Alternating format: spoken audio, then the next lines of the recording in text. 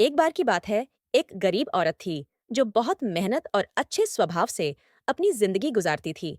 एक दिन जब वह अपने घर से बाजार की तरफ जा रही थी, रास्ते में उसने एक बड़ी सी झोली जो बैंगनी रंग की थी देखी।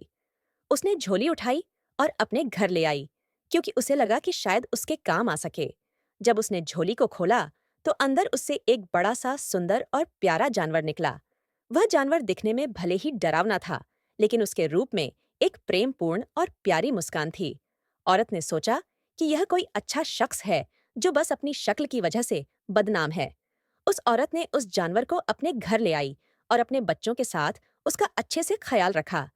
जानवर ने भी उस औरत और उसके बच्चों से प्यार और इज्जत से पेश आया। धीरे धीरे वह जानवर उस औरत के घर का हिस्सा बन गया।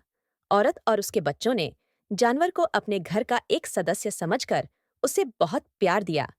एक दिन वह औरत जब अपने बगीचे में काम कर रही थी, तो उसने देखा कि जानवर उनके बगीचे के फूल और पेड़ों का ख्याल रख रहा था। उस जानवर ने बगीचे को इतना खूबसूरत बना दिया कि लोग दूर दूर से उस बगीचे को देखने आते थे।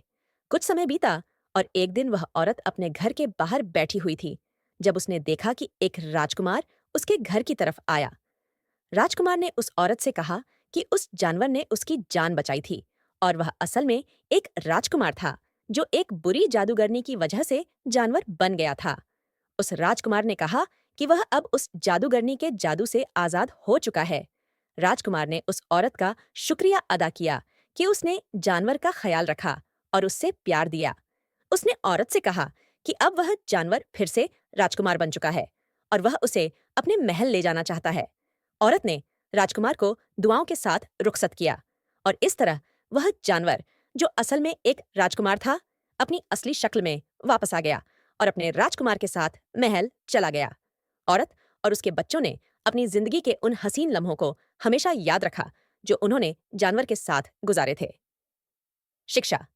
इस कहानी से यह सबक मिलता है कि हम किसी भी इंसान को उसकी शक्ल या बाहरी रूप से नहीं, बल्कि उसके दिल और अच्छे स्वभाव से पहचानें।